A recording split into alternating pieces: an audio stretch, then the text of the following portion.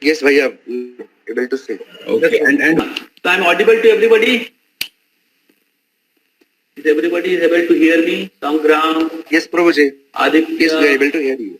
Joy Sarkar, Anish, Devabrato, Yes, Prabhuji. Devabrato, Devajyoti, आप सब लोग प्रेजेंट हैं? जय प्रभु। देव Yes, we are ji, present. Yes, Prabhuji. दीपरंजन, Diksha, Govind, Yes, Prabhuji present है। Yes, प्रभुजी। Yes, okay, इति, सिंह, कृतिका, कुणाल, प्रीतम प्रधान, प्रीतम प्रधान आप हैं? राहुल, राज नारायण, अन्मय, प्रकाश, सौभिक, जी प्रभुजी। please give response. Yes, Prabhuji. And in between, I'll ask some question, and I want that all of you have an interactive session. Sarad, Yes, Prabhuji present. Shubham, Antara, Vinay Anand, Vishal. Yes, Vishal.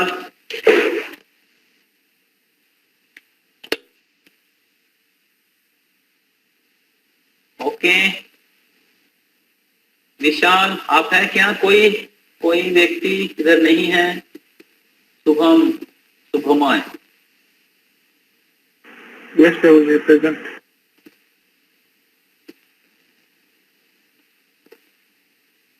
Okay, so we'll take our second attendance by 12:45. At 12:45, we'll be having an announcement and question answer. Okay? So we'll recite the verse. Sorry, we recite prayers. Om Ajnanatirmirandhasya Jnananjana Shalakaya Chakshurunmilitam Yena Tasmai Shri Gurave Namah. तो slide कौन change कर रहे हैं? कोई changing the slide? हाँ मैं कर रहा हूँ प्रभु। ओके, तो आप फिर ओवरव्यू स्लाइड दिखा रहे हैं क्या? यस प्रभु। जल्दी चेंज करो। श्री चैतन्य मनोभीष्टं स्थापितं जन भूतले स्वयं रूप कदा मह्यं ददाति सपदान्तिकम् वन्देऽहं श्री गुरो श्रीयुत not this one, chapter 1. Go to the last week's slide. Shri गुरून् वैष्णवांश्च Shri रूपं साग्रजातं सहगण रघुनाथान्वितं तं सजीवं स्वाद्वैतं सावधूतं परिजन सहितं कृष्ण चैतन्य देवं श्री राधा कृष्ण पादान् सहगण ललिता श्री विशाखान्वितांश्च नमो विष्णुपदाय कृष्णप्रेष्ठाय भूतले श्रीमते भक्ति वेदांत स्वामिनिति नामिने नमस्ते सरस्वती देवे गौरवाणी प्रचारिणे निर्विशेष शून्यवादी पाश्चात्य देश तारिणे जय श्री कृष्ण चैतन्य प्रभु नित्यानंद श्री अद्वैत गदाधर शिवासादि गौर भक्त वृंद. Everybody say Hare Krishna Krishna Krishna Hare Hare Hare Rama Rama Rama Hare Hare. Mukham karati vachalam pambhum langayate girim yastripatamaham Shri Gurum.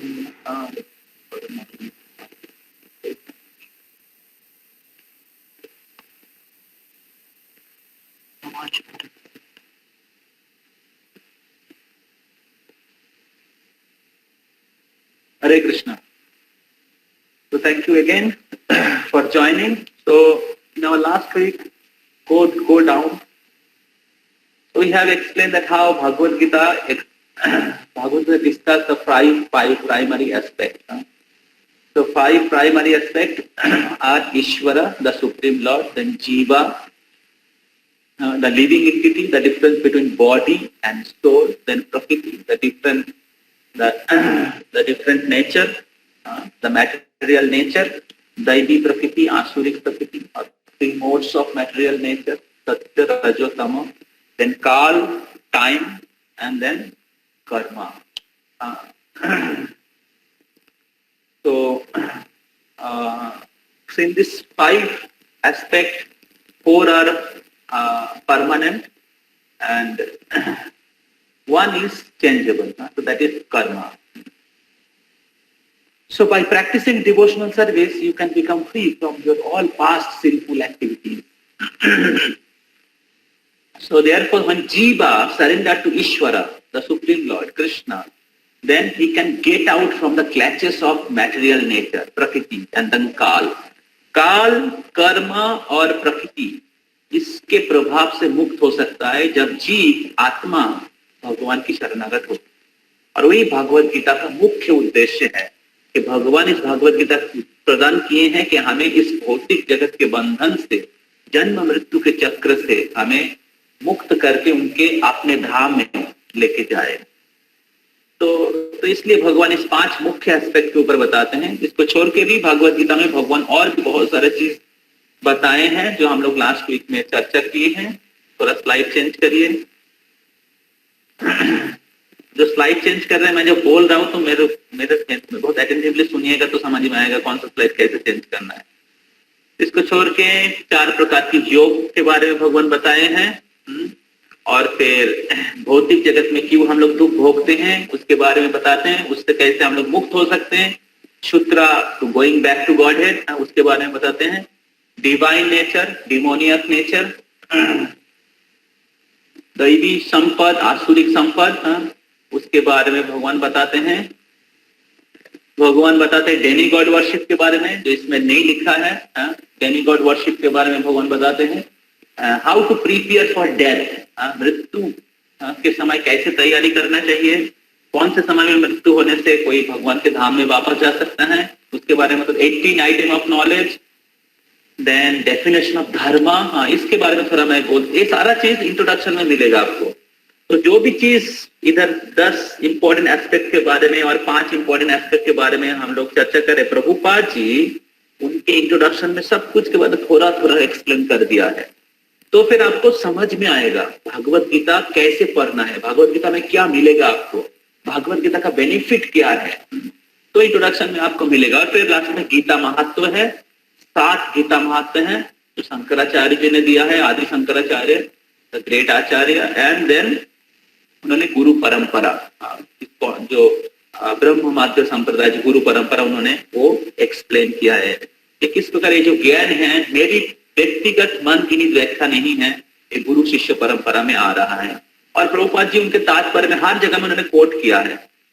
ब्रह्म संहिता से लिया गया है, ईशोपनिषद से लिया गया है, चैतन्य चरितम से लिया गया है, भागवतम से लिया गया है, कठोपनिषद से लिया गया है, भक्ति रसामृत सिंधु से लिया गया है। So therefore this book is very, very appealing. This book is very, very convincing because he has given the praman. Whatever he has written, it is coming in the mention in the scripture. And scripture is given by God himself. Shastrastu sakshat bhagavat pranitam. The Shastra is given by the Lord himself. It is word of God. And especially Bhagavad Gita is the direct word of God. So in this way, Prabhupada has mentioned all these important things in the in the introduction of Gita. तो धर्म शब्द का अर्थ है, धर्म का अर्थ है कि कोई वस्तु के एक वृत्ति, जो वृत्ति उस वस्तु से कभी अलग नहीं किया जा सकता है। जिस प्रकार पानी का जो वृत्ति है लिक्विडिटी है, और उसी प्रकार अग्नि के जो वृत्ति है characteristic of fire is heat and light. You can not remove heat and light from fire. Similarly you can not remove the quality of liquidity from water. So that is the dharma of water, that is the dharma of fire. Similarly आत्मा का एक धर्म होना चाहिए, आत्मा का एक धर्म होना चाहिए। तो वो धर्म क्या है जो आत्मा से अलग नहीं किया जा सकता?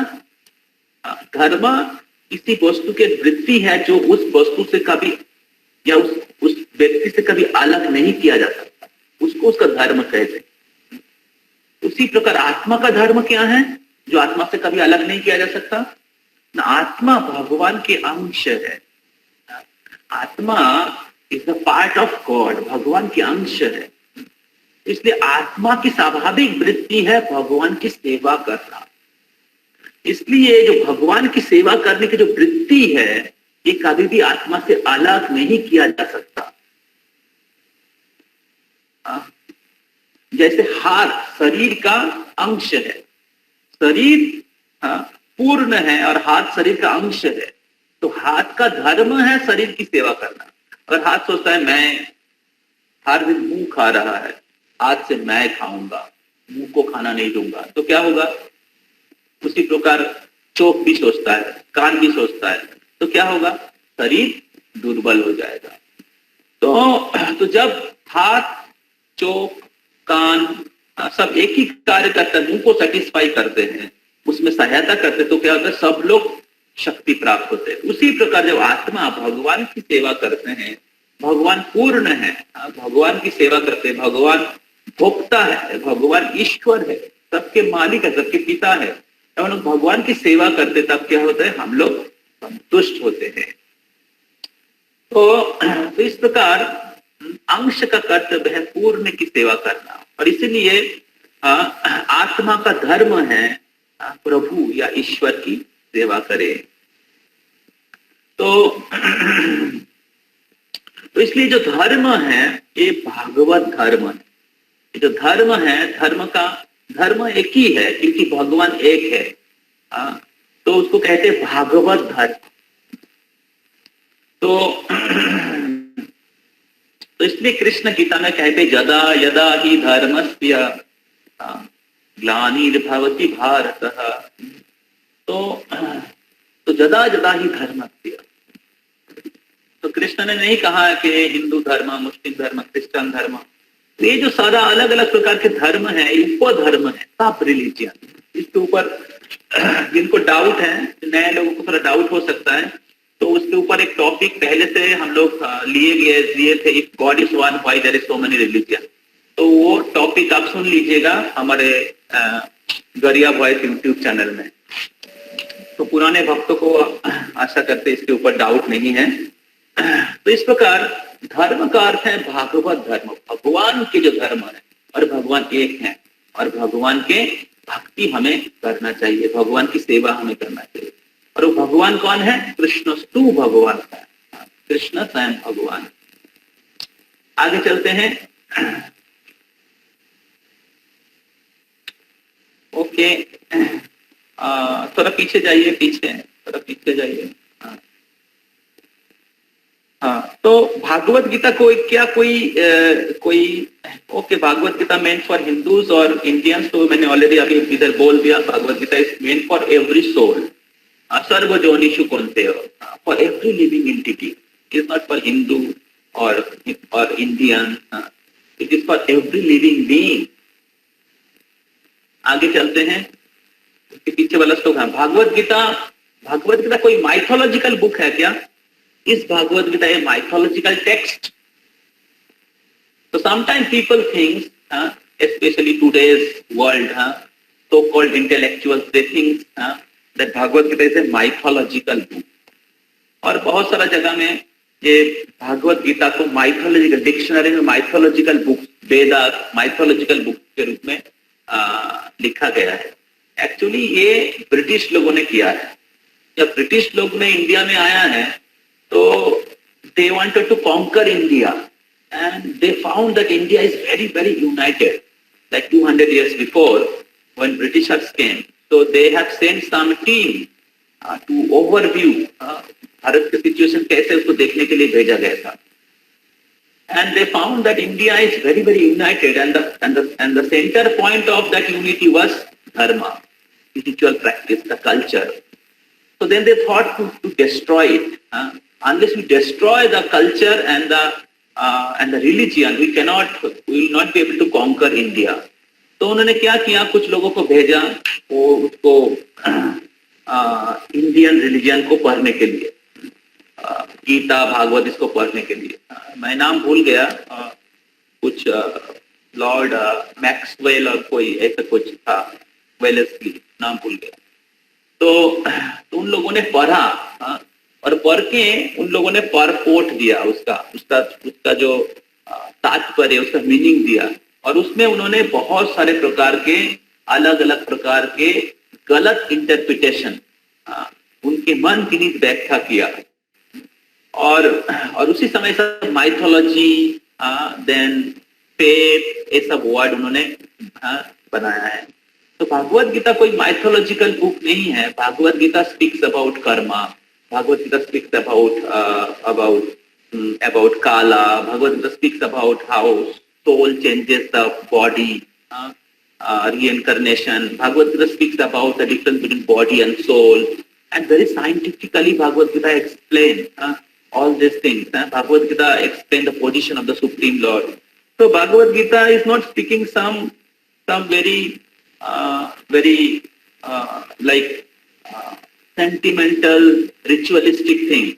Bhagavad Gita speaking very practical thing. Bhagavad Gita speaks about divine knowledge, divine nature, demoniac nature. Bhagavad Gita speaks about sinful activity, pious activity. Bhagavad Gita speaks about devotional service, yoga. So, and then Bhagavad Gita speaks about the ultimate goal of life. So Bhagavad Gita is not some mythological book. And then if you see about Veda, Bhagavad Gita is the essence of Veda. Sarva Upanishado Gabo. Now if you see about Veda, Veda has different departmental knowledge. Veda speaks about geometry, Veda speaks about mathematics, Veda speaks about archaeology, then cosmology, then Jyotish Vidya, cosmology, then Ayurveda, medicine, so and then spirituality. So Bhagavad, then grammar, everything is there in Veda. And whatever today scientists they are discovering, आज के दुनिया में जो विज्ञानी लोग आविष्कार कर रहे हैं, already वेद में दिया गया है.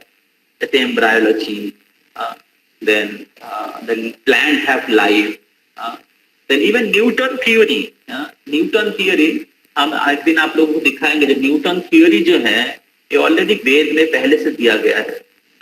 And recently the Cambridge University has confirmed that Newton has stolen this theory from Veda. Newton has stolen this theory from Veda. We have very nice documents where Cambridge University is confirming, and many things I have already in my mobile. So कभी आप लोगों को दिखाया जाएगा. So therefore this Bhagavad Gita and the Vedas is not some mythological book. It is very powerful book. It is most scientific book. Today's science can speak only 5% of Vedic science. Vedic science much more complicated, vast, and speak about the details about the whole creation, which science cannot imagine. So now, is Bhagavad Gita is meant for renunciant or monk only? Bhagavad Gita क्या ये साधु लोगों के लिए, जो लोग के मंदिर में रहते हैं, लाल कपड़ा पहनते हैं, तो उन लोगों के लिए है Bhagavad Gita?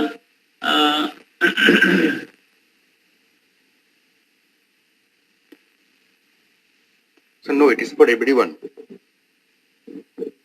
every living entity. तो भगवत गीता देखिए, अगर आप देखेंगे भगवत गीता कृष्ण भगवान अर्जुन को कहते. अर्जुन कौन थे? सन्यासी. अर्जुन कौन था? ब्राह्मण. ना अर्जुन एक क्षत्रिय थे. वो क्षत्रिय था, युद्ध करने के लिए आया था. ना कि अर्जुन एक सन्यासी थे, अर्जुन गृहस्थ थे. तो भगवत गीता का जो पहला स्टूडेंट है वो एक गृहस्थ थे और एक्टिव पर्सन थे. He have lot of responsibility. तो बहुत समय हम लोग कहते कि आप भागवत गीता कोर्स ज्वाइन करिए, भागवत गीता पढ़िए. सर अभी टाइम नहीं है मेरे पास, जब बूढ़ा होंगे तब पढ़ेंगे. सर अभी तो एंजॉय करने के समय है, अभी तो कॉलेज का स्टडी करना है, ये भागवत गीता क्या पढ़ेंगे, वो तो बुढ़ापा में पढ़ना है. ये तो साधु, आप लोग साधु सन्यासी हैं, आप लोग पढ़. तो ये परिस्थिति क्यों तैयार हुआ? अब एक मुस्लिम को जाकर पूछिए कि आपने कुरान पढ़ा?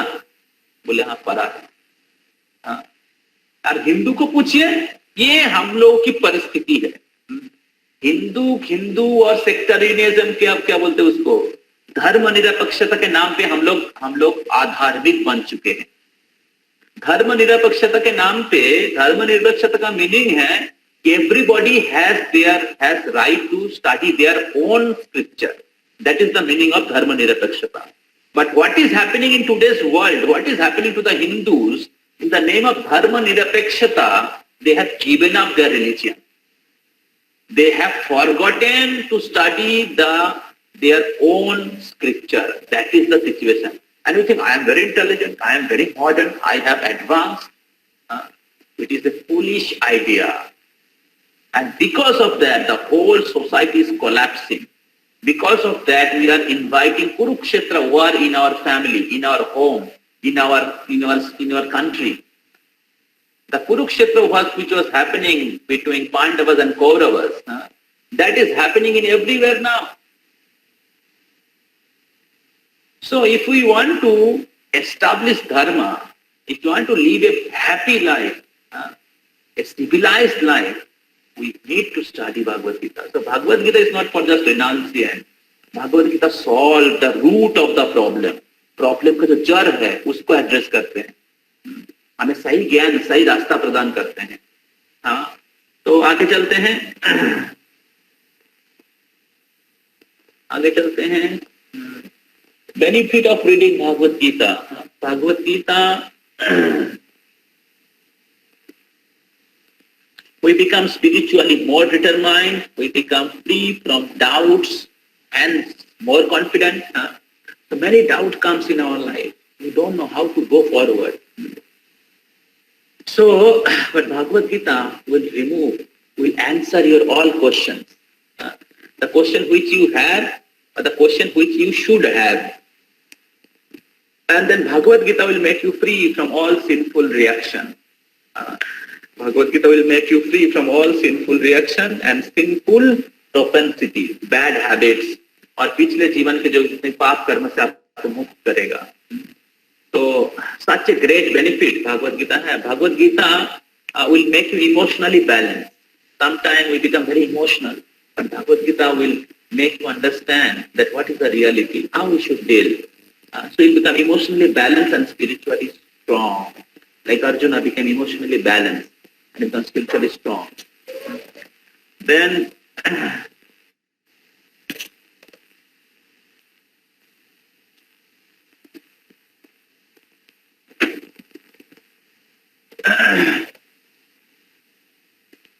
we become more respected and inspirational. So many times we don't have inspiration to do our duties or do our spiritual practice, either duties or our spiritual practice, because of lack of inspiration. But Bhagavad Gita will give you right inspiration based on the reality, based on our position. So Bhagavad Gita gives us full inspiration, and which will help you to carry on your duty. Like Arjuna was not inspired to perform his duty as a Kshatriya. क्षत्रिय होने के नाते वो अपने युद्ध नहीं करना चाह रहा था, लेकिन कृष्ण उनको इंस्पायर किया, सही तरीके से उनका कर्तव्य के बारे में उनको इंस्पायर किया, उनके डाउट को हटाया, and then Arjuna was able to fight. And when you have proper inspiration and when you have self-inspiration due to your connection with the truth, and when you have when you are very nicely performing your duties without any like fluctuation, then people will respect you. People will take inspiration from you, and you are like a leader. We are searching for the leader. We want to become leader in our life. But who becomes leader? The person who जिनको युद्ध करना आता है. ऐसे नहीं कि leader को कोई प्रॉब्लम नहीं फेस होता है. लीडर एकदम जन्म से ही बाय बॉर्न लीडर होता है. Very few leaders are by born leader, but many people are leaders who have done the homework.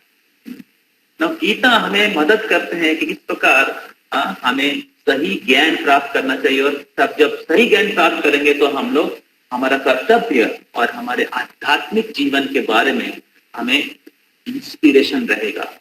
सही ज्ञान के आधार पे, सही बेनिफिट, उस ज्ञान का जब प्रयोग करेंगे तो आपको उसको फर्क महसूस होगा और नेचुरली आपको इंस्पिरेशन मिलेगा.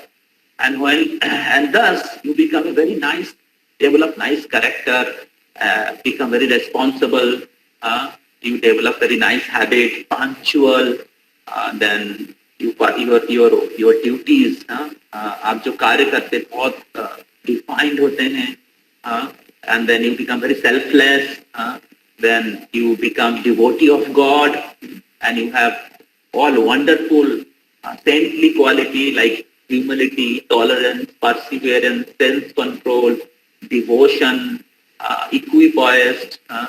So many wonderful qualities you develop. And then Bhagavad Gita will make you happy, joyful, happy, mature, because you are spiritually situated. And then the highest benefit is by reading Bhagavad Gita, you will go back to the spiritual world. You will establish your relationship with the Supreme Lord and you become qualified to going back to God. Go to the next. So there is unlimited benefit in Bhagavad Gita. How you should go by this course? So you should make notes. You should fix some time when you are going to read Bhagavad Gita, when you are going to answer your quiz, and when you are going to study, so your material studies, and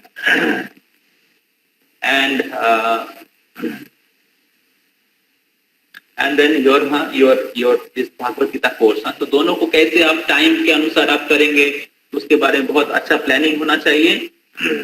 Do carry a copy of Gita, so you should have Bhagavad Gita as it is. If you do not have, ask your coordinator, they will send you Bhagavad Gita. आपको पास भेजेगा Bhagavad Gita, or you can purchase online from Gita Cart. So there is a Gita Cart, जैसे Flipkart होता है वैसे Gita Cart है. तो Gita card से आप भागवत गीता ऑनलाइन बुकिंग कर सकते हैं और आपको 1-2 दिन में आपके घर आ जाएगा. Bhagavad Gita as it is written by AC Bhaktivedanta Swami Prabhupada. Chanting the Maha Mantra, and then you should chant the holy name of Krishna. So that is the real application of Bhagavad Gita. So if you chant Hare Krishna, एक मंत्र तस्व नामानि जानी, एक ही मंत्र है तस्व नामानि जानी, his name. And by chanting the name of Krishna, you can derive great pleasure. You can experience your relationship with Krishna. So Krishna is not some historical person कि 5000 साल पहले आए थे और अभी नहीं है.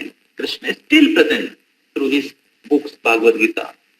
Krishna is still present by his name, Krishna. Hare Krishna, Krishna Krishna, Hare Hare, Hare Rama, Rama Rama, Hare Hare. So Krishna is still present and you can experience Krishna's presence by chanting his name. Draupadi called out Krishna's name. She was disrobed. उनका वस्त्र हरण हो रहा था. कृष्ण ने 2 हाथ उठाए, द्रौपदी ने 2 हाथ उठाए, कृष्ण को पुकारा. प्रतिज्ञा तब गोविंदम नमे भक्ता प्रणश्यति. हे गोविंद, आपने प्रतिज्ञा किया है कि आपके भक्तों का कभी विनाश नहीं होता है. कृष्ण गीता में एश्योरेंस देते हैं, नमे भक्ता प्रणश्यति, मेरा भक्त का कभी विनाश नहीं होगा. Who can keep the promise? इस दुनिया में कोई है? आप किसी कंपनी में सपोज आप कॉग्निजेंट में काम करते हैं, टीसीएस में काम करते हैं, टीसीएस का जो ओनर है वो आपको प्रॉमिस कर सकते हैं कि आपका कभी विनाश नहीं होगा? आप किसी के लिए जीवन दे सकते हैं, लेकिन इस दुनिया में ऐसा कोई नहीं है जो आपको रक्षा कर सकता है. लेकिन कृष्ण कहते गीता में, कौन्ते प्रति जानी ही नमे भक्ता प्रणश्यति, मेरा भक्त का कभी विनाश नहीं होगा. हम लोग देखते हैं कुछ दिन पहले नरसिंह चतुर्दशी मनाए थे, किस प्रकार हिरण्यकशिपु प्रहलाद को किस प्रकार से अत्याचार किया, लेकिन प्रहलाद कभी भी भगवान की शरणागति नहीं छोड़ा. और किस प्रकार भगवान नरसिंहदेव प्रकट हुए और उनको रक्षा की. राखे हरि तो मारे के, हम लोग सुन चुके हैं पहले. तो chant Hare Krishna, become devotee of Krishna and experience Krishna's protection. You can experience Krishna's protection. You can experience your relationship with Krishna. So therefore this Bhagavad Gita course is not some dry speculative knowledge. केवल dry knowledge नहीं है कि हम लोग सुनने के लिए जा रहे हैं. We have experience nice devotional sweetness. भक्ति के मधुरता को आस्वादन कर सकते हैं भगवान के भक्ति और एक भगवत गीता के जो सबसे दिव्य ज्ञान है भक्ति, जो उसका अनुशीलन करने के द्वारा. So therefore, make note, keep book of Bhagavad Gita, read every day little, fixed time, and then chant Hare Krishna and come for the class. So this is the practical thing which you need to do, and that will make you the perfect student of Bhagavad Gita. And Krishna will shower his blessing. It's not like that Krishna is not watching. Krishna is already watching because we are connected in the parampara. हम लोग परंपरा से जुड़े हुए हैं. And Krishna is present always. Krishna he actually Krishna से ही ज्ञान प्राप्त हो रहा है आपको, जैसे अर्जुन को प्राप्त हुआ है. अर्जुन को डायरेक्ट प्राप्त हुआ है, हमें अर्जुन के या कृष्ण के प्रतिनिधि से प्राप्त हो रहा है. तो कोई डिफरेंस नहीं है. अगर हम लोग सही तरीके से इसको समझ सकते हैं, then we will be very, very directly connected with Krishna. Directly connected with Krishna. So Krishna's devotees are Krishna's representatives. And we should hear from them. And there is no difference between hearing from Krishna and hearing from Krishna's bona fide representatives. Hare Krishna. So we go to chapter 1. So I hope all of you are ready to hear first chapter. Yes?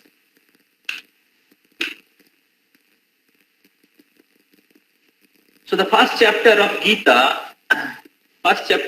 is observing the armies on the battlefield of Kurukshetra. Observing the armies. तो आगे चलते हैं.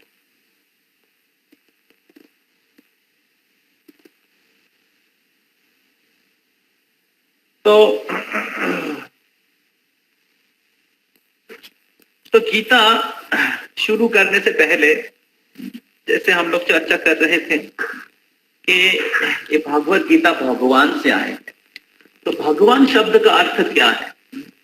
तो भगवान शब्द का अर्थ है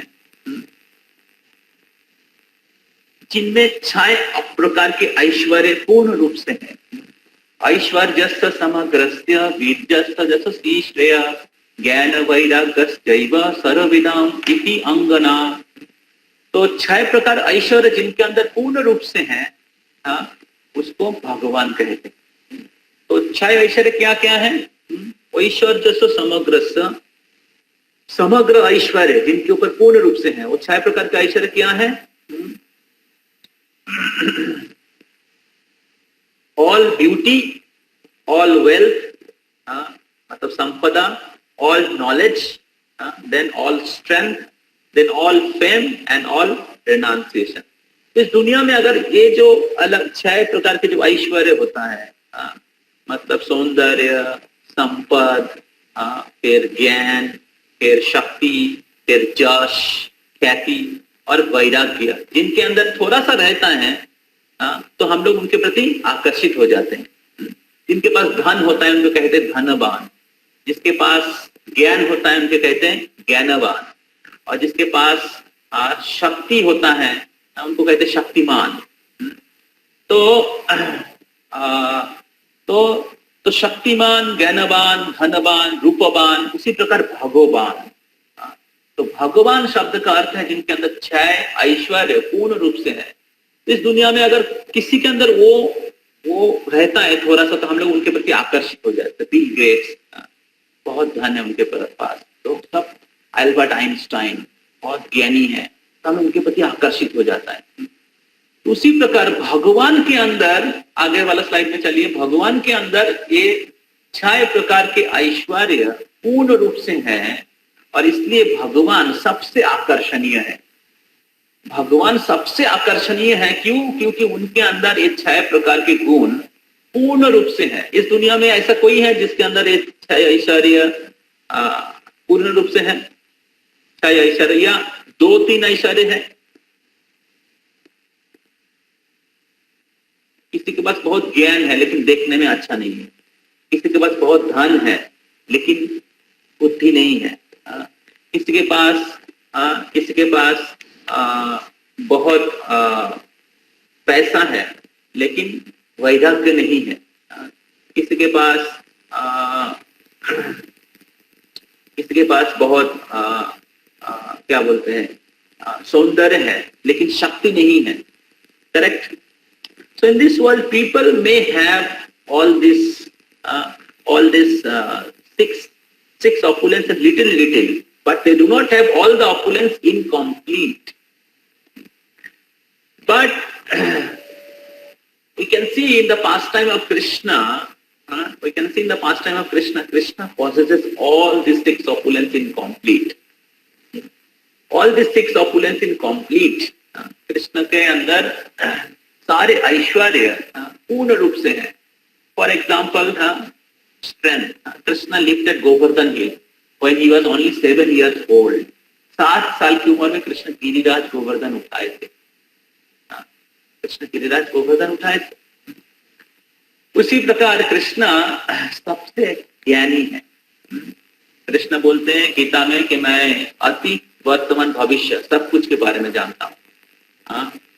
और कृष्ण भागवत गीता के उपदेश दिए अर्जुन को. तो so this knowledge of Bhagavad Gita,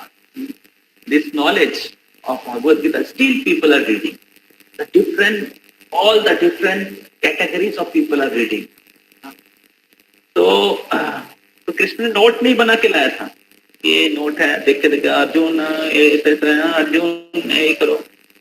Krishna did not do like this. So Krishna is the source of all knowledge, or Krishna is the purpose of all knowledge. Vedessu sarvam ahameva vedya.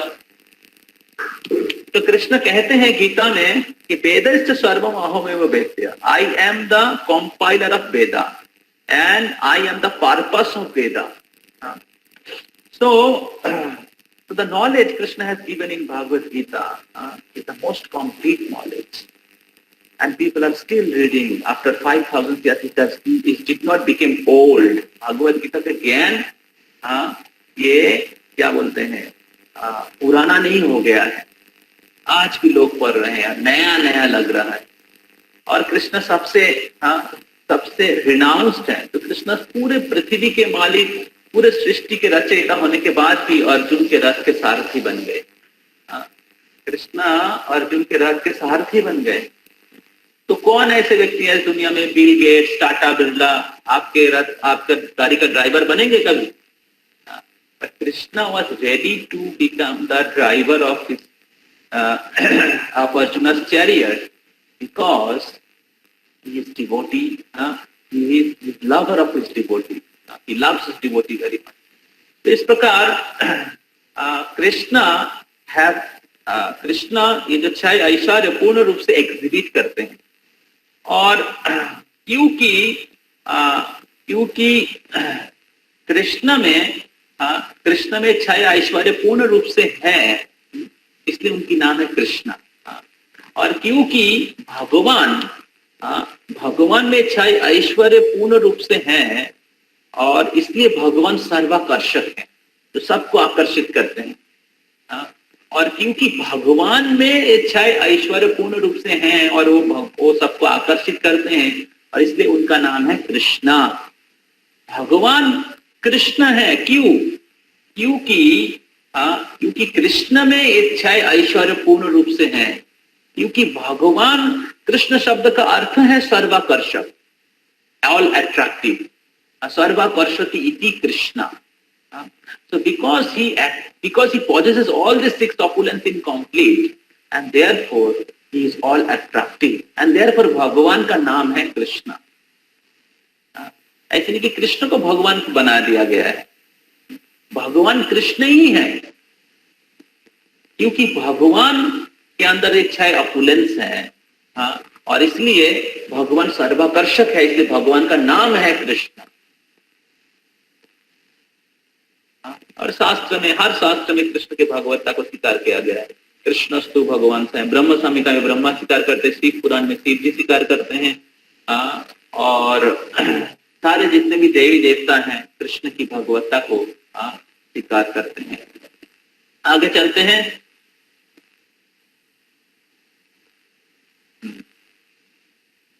Who should read Bhagavad Gita? Gita अध्ययनम शीलस्य. आप लोग बोल सकते हैं.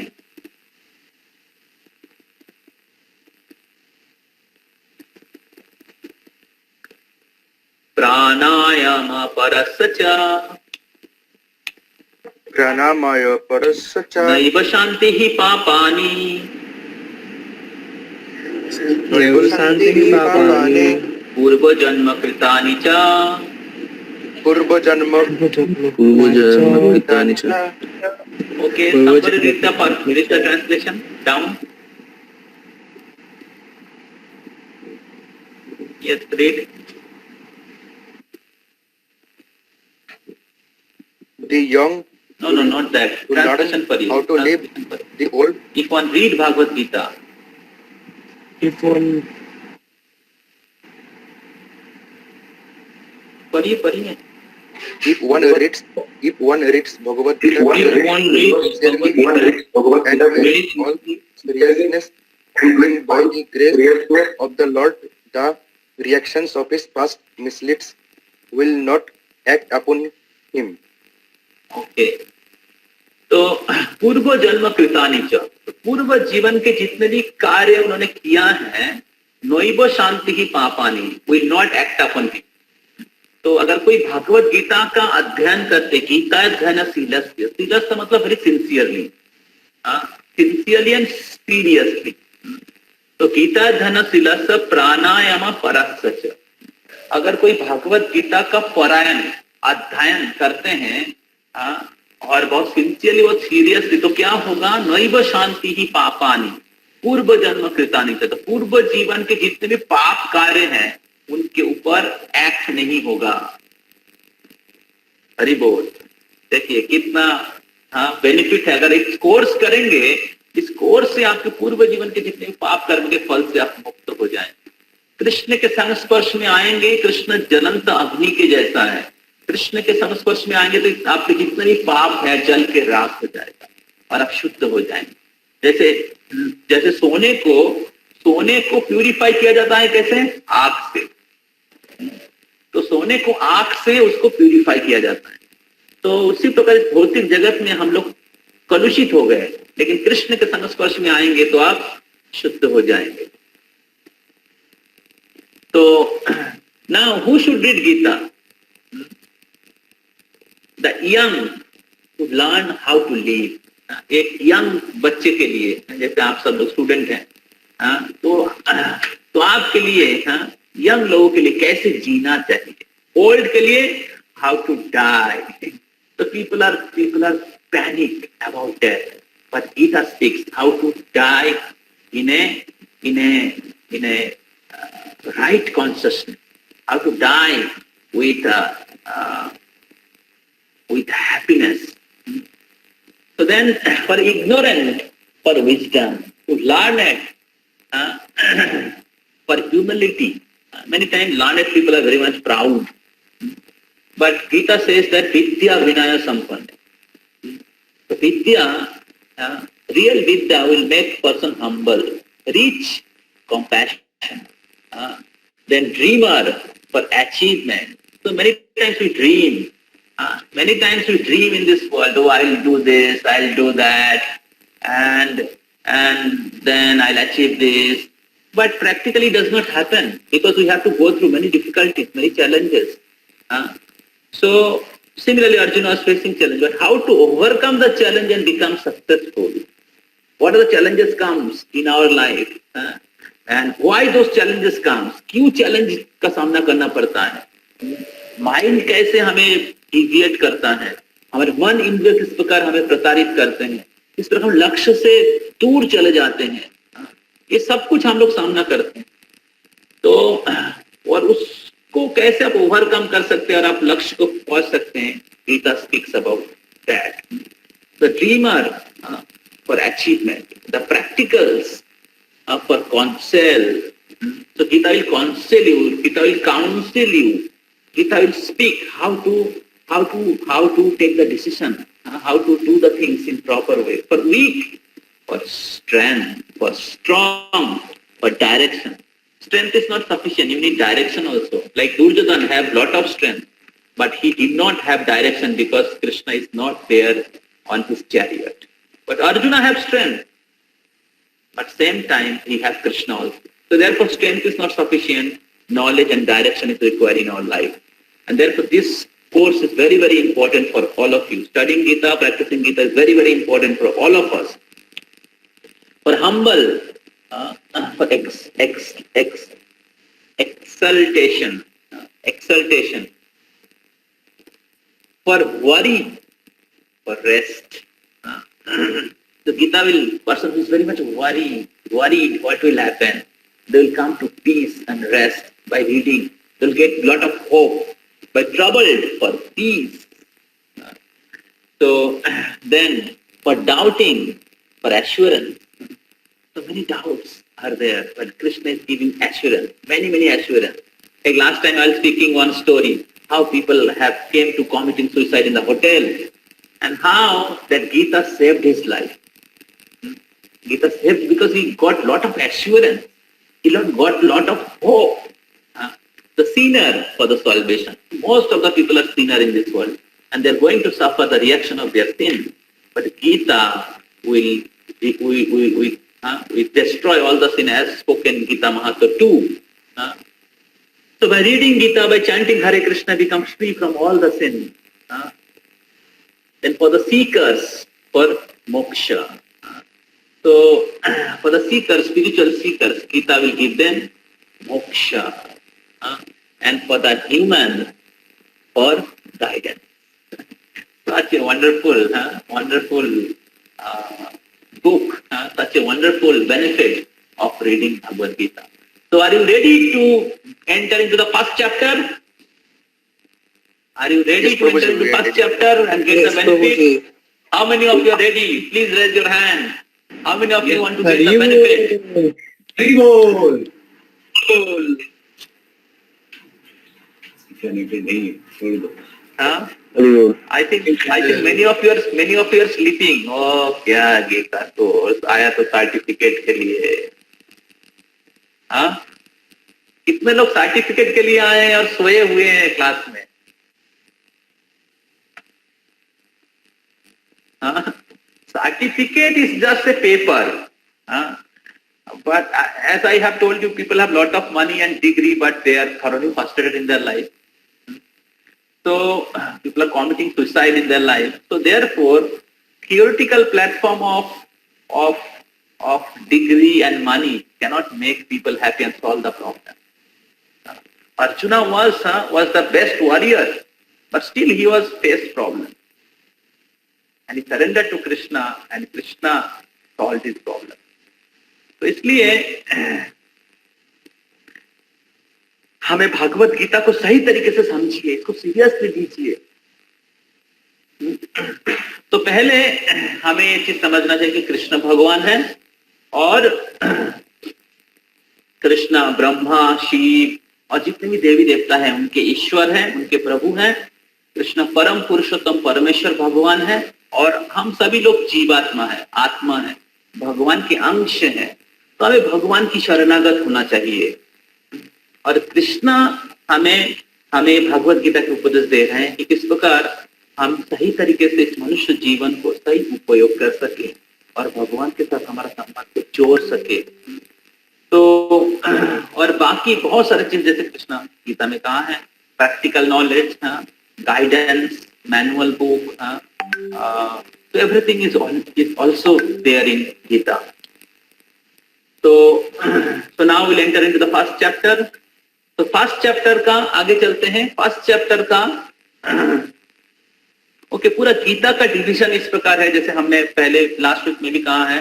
First 6 chapter is called कर्मयोग. First 6 chapter कर्मयोग कहा जाता है. Middle 6 chapter is bhakti yoga for Krishna, how to offer our heartfelt devotion to Krishna, and last 6 chapter is called Jnana Yoga. Means how to live in this world, how to live in this world. So for that we need knowledge. So therefore last 6 chapter means last 5 chapter actually is Jnana Yoga, and 18th chapter is the conclusion of all the 17 chapters. 17 chapter का conclusion है 18 chapter. तो इस प्रकार गीता का division है. अभी हम लोग फर्स्ट चैप्टर में जाएंगे. तो फर्स्ट चैप्टर का डिवीजन इस प्रकार है आगे चलते हैं। फर्स्ट चैप्टर का डिवीजन इस प्रकार है। तो फर्स्ट चैप्टर में 46 वर्सेस हैं, श्लोकस हैं। तो इसमें 4-5 सेक्शन है, ठीक है। तो फर्स्ट श्लोक टू श्लोक नंबर 11, 1 नंबर श्लोक से 11 नंबर श्लोक इज सेटिंग द, आगे मत जाइए। First chapter to first verse to 11 verse is observing the army, ठीक है। First verse to 11 verse is observing the army. तो युद्ध में कौन किस जगह में स्थित है, उसके बारे में बताया जाता है। तो I am audible to everybody, किसी को सुनाई नहीं दे रहा है? Yes, Prabhuji, you are audible. Yes, Prabhuji. Okay, ये शुरू जी। Then 12 verse to 19 verse, 12 verse to 19 verse is speaks about where Krishna stand, there Dharma stand, and where Dharma stand, there victory stand. समझ में आ रहा है? जिधर भगवान रहते हैं उधर धर्म रहते हैं, और जिधर धर्म रहते हैं, ऐसे बोल सकते, जिधर धर्म रहते उधर भगवान रहते हैं, और जिधर भगवान रहते उधर विजय होता है, ठीक है। तो उसके बारे में बताया गया है। 12 से 19 नंबर श्लोक का सार है ये। और फिर 20 से 27 नंबर श्लोक का सार है। 20 से 27 नंबर श्लोक का सार है। ये किस प्रकार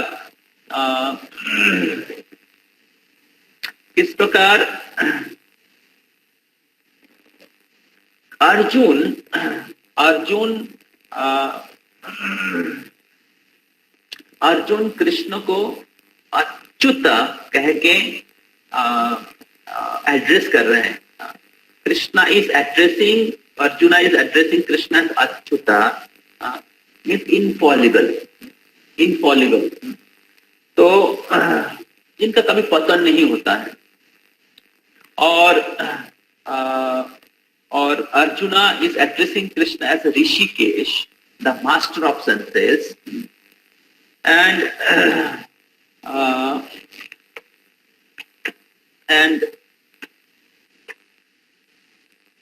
just a minute.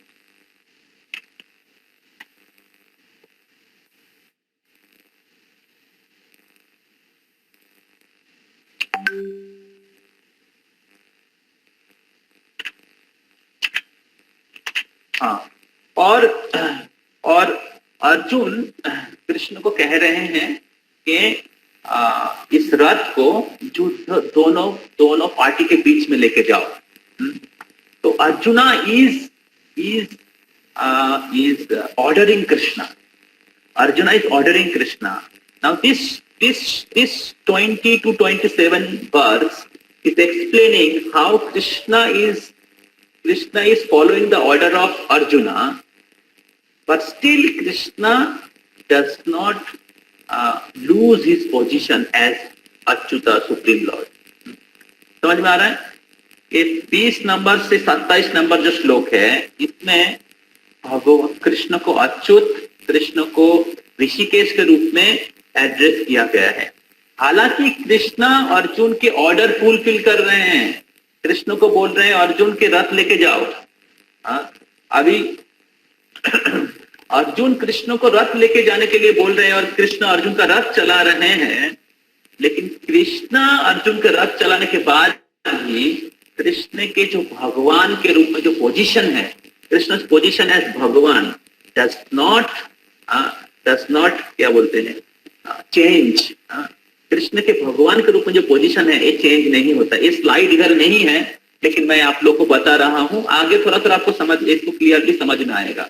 ये थर्ड सेक्शन है। Fourth section is 27 to 46 verse. ठीक है, आप नोट डाउन करें, बहुत इंपॉर्टेंट है ये सेक्शन। आप समझ में आएगा तो ये फर्स्ट चैप्टर को समझना आसान हो जाएगा। फोर्थ सेक्शन है 27 to 47। I request Rahul to add this slide in for future. आप इसको ऐड कर दीजिएगा बाद में। 27 to 46 number verse, Arjuna gave 5 reason to Krishna, हालांकि कृष्ण भगवान है, लेकिन Arjuna is giving 5 reason not to fight. युद्ध नहीं करने के पीछे 5 कारण अर्जुन को बताएं, कृष्ण को बताएं। और why Arjuna has given 5 reason not to fight. तो वो 27 से लेके 46 नंबर वर्स में है। तो ये पहला चैप्टर का ओवरव्यू है, ठीक है। तो first 1 to 11, then 12 to 19, 1 to 11 setting the scene, 12 to 19 where Krishna, where Dharma stands, there Krishna stand, and when Krishna stand, there victory stand। जिधर कृष्ण रहते उधर विजय निश्चित होता है, और जिधर अधर्म रहता है उधर हमेशा भय रहता है। ये 12 से लेके 19, फिर 20 से लेके 27 में कृष्ण भगवान है, कृष्ण अच्युत हैं, लेकिन फिर भी अर्जुन के रथ चला रहे हैं। और अर्जुन के रथ चलाने के बाद भी कृष्ण की भगवत्ता में परिवर्तन नहीं होता है। ये 20 से लेके 27 का एसेंस है, और फिर 27 से लेके 26 का एसेंस है। फोर्थ सेक्शन जो है, why Arjuna refuse to fight. So he gave 5 reasons. Okay, so this is the section. First chapter का 4 सेक्शन है। तो अभी हम लोग इसको सेक्शन वाइज आगे डिस्कस करेंगे। तो आप सब लोग बने रहिए। आप लोग तैयार हैं सुनने के लिए? यस प्रभु जी। आपको इंटरेस्ट मिल रहा है? यस प्रभु। ओके, तो will recite the first verse. थोड़ा पीछे चलिए राहुल। तो will recite, so I request everyone to recite this verse after me. Dhritarashtra उवाच धृतराष्ट्र उवाच धर्मक्षेत्रे कुरुक्षेत्रे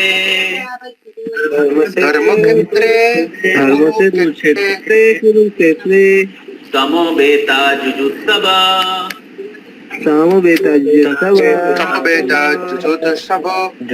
मामका पांडवास्तैव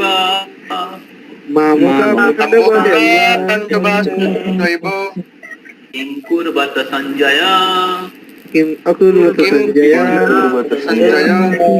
ओके, कोई एक जन इसका अनुवाद पढ़िए। आपके पास गीता होगा, तो अनुवाद पढ़िए। প্রভু বাংলায় বলবো? ওকে, বলো বাংলায়। শুভব্রত। ধৃতরাষ্ট্র জিজ্ঞাসা করলেন, হে সঞ্জয়, ধর্মক্ষেত্রে যুদ্ধ করার মানুষে সমবেত হয়ে আমার পুত্র এবং পুত্রেরা তারপর কি করলো? Okay, thank you. Anybody like to read in English? English में कोई पढ़ना चाहेंगे जिसके बाद? Sanjay, after my sons and the sons of Pandu assembled in the place of pilgrimage at Kurukshetra, desiring to fight, what did they do? Okay, what they did they do? तो धृतराष्ट्र उवाच, धृतराष्ट्र ने कहा धर्म क्षेत्रे कुरुक्षेत्रे। तो ये जो कुरुक्षेत्र जो जिधर युद्ध हुआ था उसको धर्म क्षेत्र कहा जा रहा है। तो ये बहुत महत्वपूर्ण है, क्योंकि धर्म, तो इसके साथ ये श्लोक बहुत इंपॉर्टेंट है। धर्म क्षेत्र कहा गया है। तो कुरुक्षेत्र को धर्म क्षेत्र इसलिए कहा गया है कि कुरुक्षेत्र ऐसा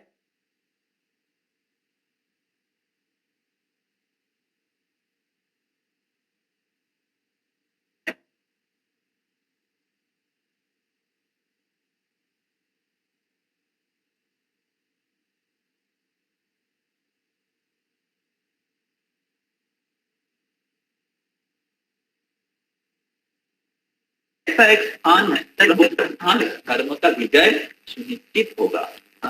तो धृतराष्ट्र पूछते हैं कि धर्म क्षेत्र में, धर्म क्षेत्र कुरुक्षेत्र के धर्म क्षेत्र में समवेत होके, असेंबल होके, मामो का पांडवा, मेरा पुत्र मामो का, और पांडवास, पांडु के पुत्र, किम अपूर्व। तो संजय इसके बाद क्या किया उन लोगों ने? तो बहुत सुंदर इधर है, फिर राधेश्याम प्रभु बहुत सुंदर उन्होंने एक्सप्लेनेशन किया है और स्लाइड बहुत सुंदर उन्होंने स्लाइड में वर्णन किए हैं कि धृतराष्ट्र की इच्छा था। देखिए इसमें 4 चीज डिजायरस, डाउटफुल, फियरफुल, होपफुल। तो धृतराष्ट्र की इच्छा था कि उनके पुत्र जो है वो दुर्योधन राजा बने। दुर्योधन राजा बने। हालांकि क्षत्रिय धर्म के अनुसार और राज धर्म के अनुसार पांडु के पुत्र राजा बनना चाहिए, क्योंकि पांडु बड़े थे और पांडु योग्य थे। लेकिन पांडु के मृत्यु होने के कारण धृतराष्ट्र को राजा बनाया गया था। लेकिन उसमें शर्त था कि जब पांडु के पुत्र लोग बड़े हो जाएंगे तो वो लोग राजा बन जाएंगे, नेचुरली राजा बन जाएंगे। लेकिन धृतराष्ट्र केवल शारीरिक रूप से अंधा नहीं था, वो आध्यात्मिक तरीके से भी अंधा था। He was blind both spiritually and physically, and therefore he was very, very attached to his unqualified, mischievous son, Duryodhan, Dushashan, and his gangs. तो इसलिए राजा होने के बाद भी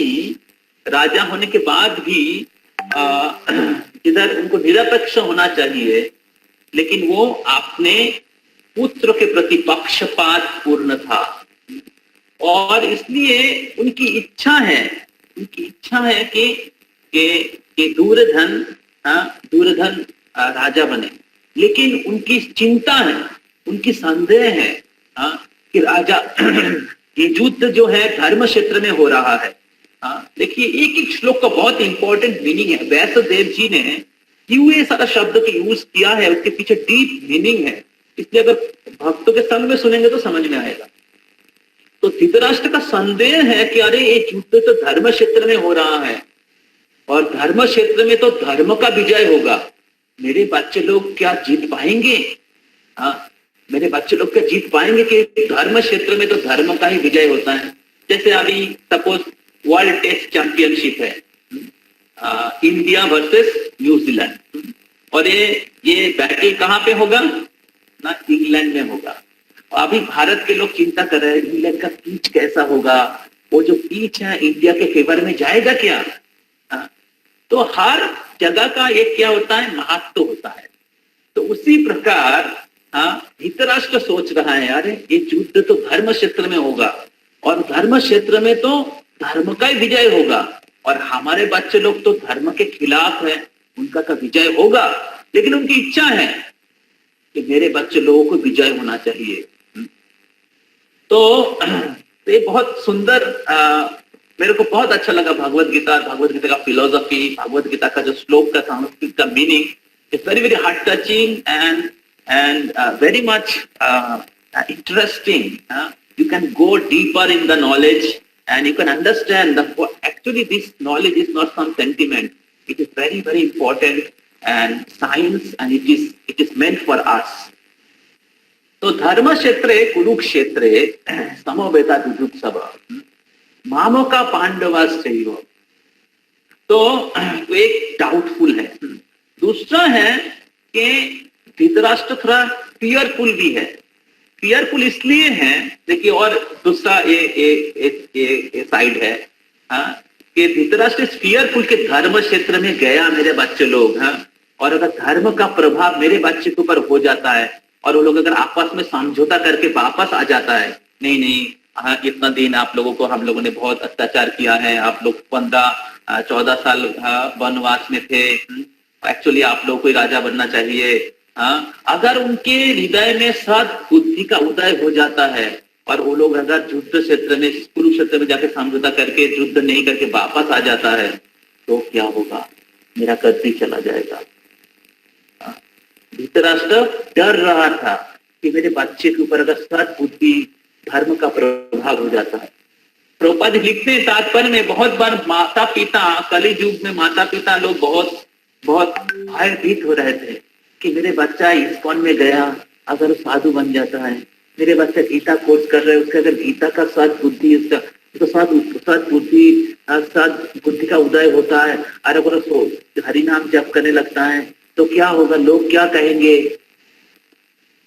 हाँ, हम तो सोचे थे कि लड़का ये करेगा वो करेगा, हाँ, और अगर उसके साथ बुद्धि का उदय हो जाएगा तो वो तो भक्ति करेगा। हाँ, अगर कोई कभी माता पिता डरते हैं कि कोई अगर साधु किसी भक्त को, मेरे बच्चे का साधु के संस्पर्श में आ जाता है तो उसका क्या होगा, और वो हम लोगों के जैसे सेंस ग्रेटिफिकेशन नहीं करेंगे।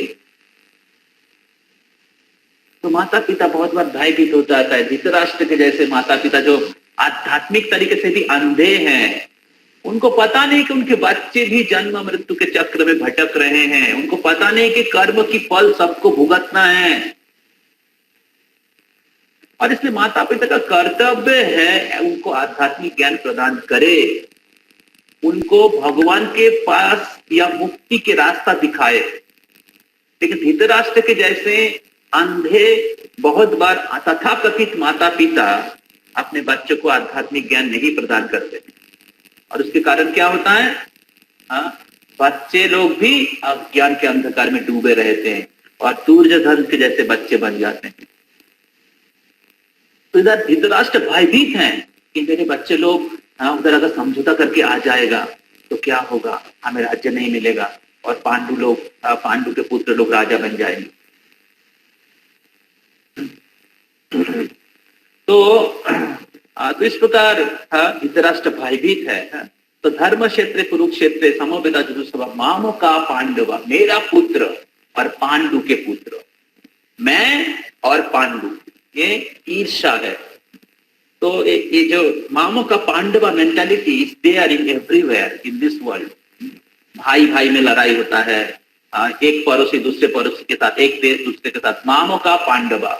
So this is Dhritarashtra mentality, अधर्म मेंटालिटी, एनवी, ईर्ष्या होता है। और उसके कारण क्या होता है, लोग एक दूसरे के साथ अन्याय करते हैं, अधर्म करते हैं। अधर्मशीलस्य सुदुःखितस्य, और उसके कारण क्या होता है, सुदुःखितस्य, दुख मिलता है इस भौतिक जगत में, अधर्म के कारण दुख प्राप्त होता है। और इसीलिए भगवान एक युद्ध कुरुक्षेत्र में करवाया। क्यों कि भगवान इस कुरुक्षेत्र रूपी धर्म क्षेत्र में अधर्म का उत्खात करना चाहते हैं। ऐसा क्षेत्र मतलब खेत होता है ना, तो खेत, आप लोग खेत देखा है, खेत जिसमें खेती होता है। आप लोग बहुत लोग आपका घर गांव में होगा। तो खेत में क्या किया जाता है, खेती करने से पहले क्या किया जाता है, कोई बता सकता है? আগাছাগুলোকে পরিষ্কার করে নেয় তুলে দিয়ে। और तुम तो जानो, आगे से ही सुने छो।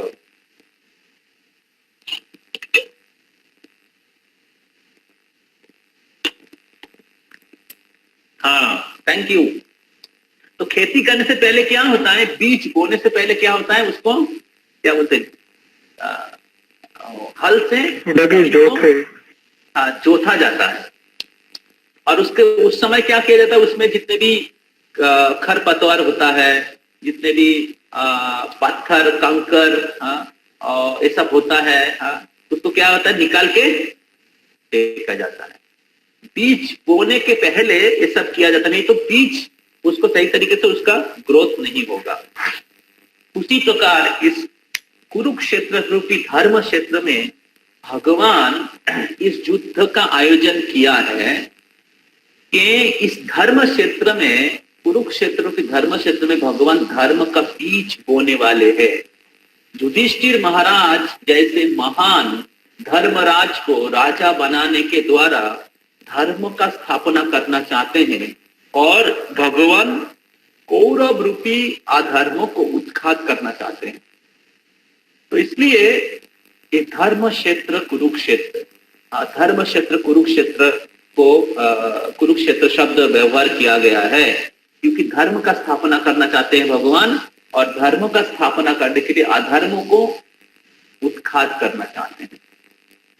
तो इसलिए धर्म क्षेत्र कुरुक्षेत्र शब्द व्यवहार किया गया है। तो धृतराष्ट्र विजयी होना चाहता था धृतराष्ट्र, लेकिन उनके अंदर संदेह था और उनके अंदर डर है कि अपने बच्चे लोग का समझौता करके आ जाएगा, लेकिन उनको होप है, उनके अंदर होप है कि शायद युद्ध होगा, शायद मेरे बच्चे लोग उसके साथ युद्ध करेंगे और हम लोग विजयी होंगे। और इसलिए संजय को पूछ रहे कि संजय क्या हुआ बताओ। तो संजय और संजय जो है, ये संजय व्यासदेव जी के शिष्य है, संजय व्यासदेव जी के शिष्य है और धृतराष्ट्र राजा है। तो संजय को दिव्य चक्षु था, तो व्यासदेव जी के आशीर्वाद से संजय को दिव्य चक्षु था और संजय उधर से ही हस्तिनापुर से कुरुक्षेत्र में युद्ध हो रहा था, वो देख पा रहे थे, लाइव टेलीकास्ट कर रहे थे धृतराष्ट्र को। तो ये जो टीवी और टेलीकास्ट सिस्टम, ये वैदिक युगों में और भी फाइन तरीके से था। तो संजय व्यासदेव जी के शिष्य था, व्यासदेव जी की कृपा से उनको दिव्य चक्षु प्राप्त हुआ था। और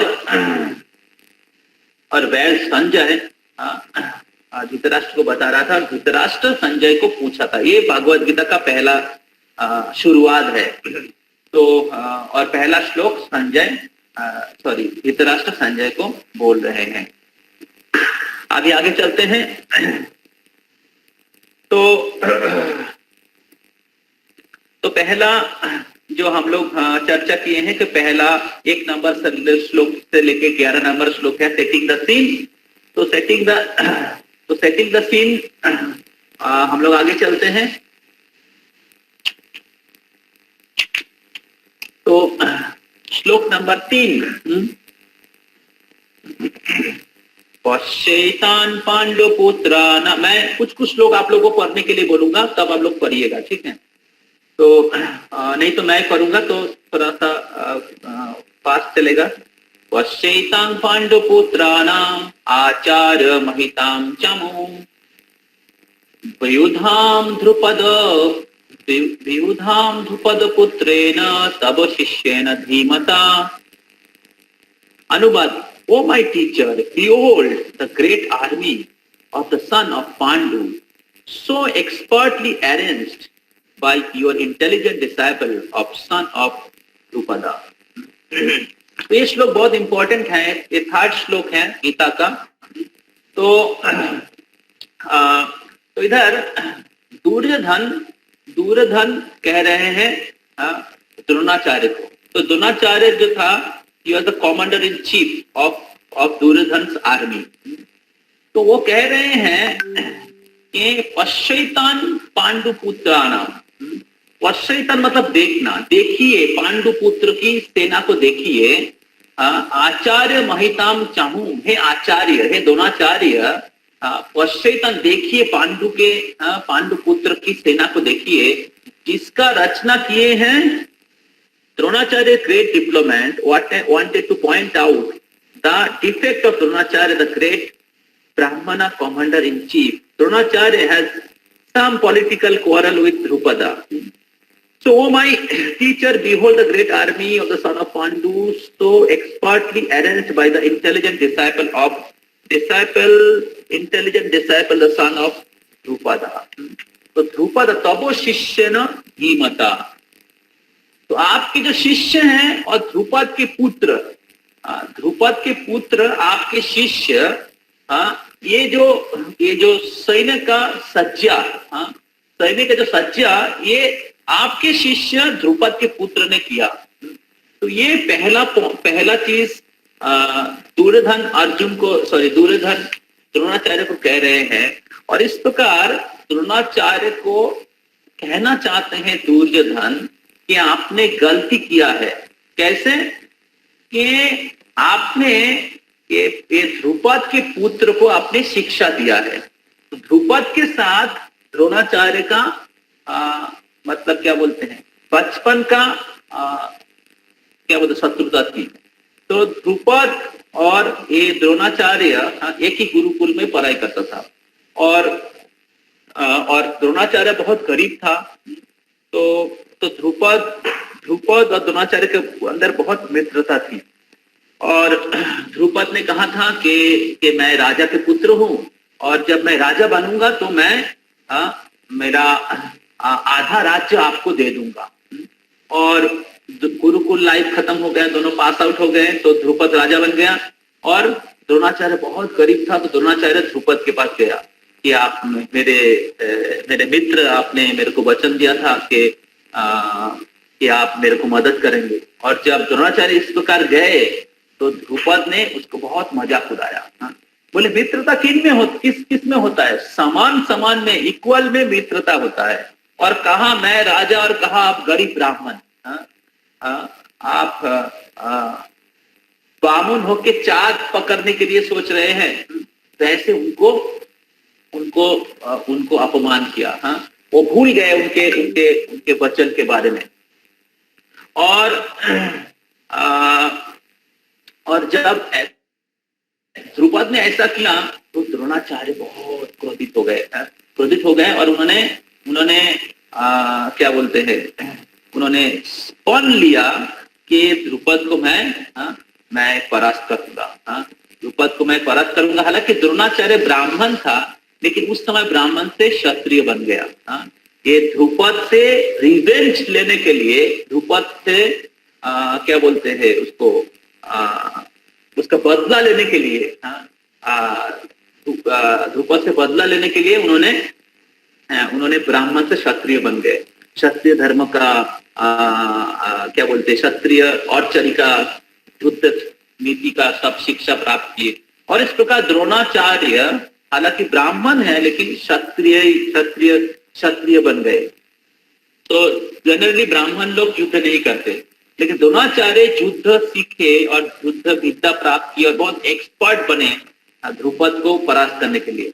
और फिर बाद में उन्होंने ध्रुपद को परास्त कर दिया, एकदम बहुत खराब तरीके से परास्त कर दिया। लेकिन ध्रुपद ने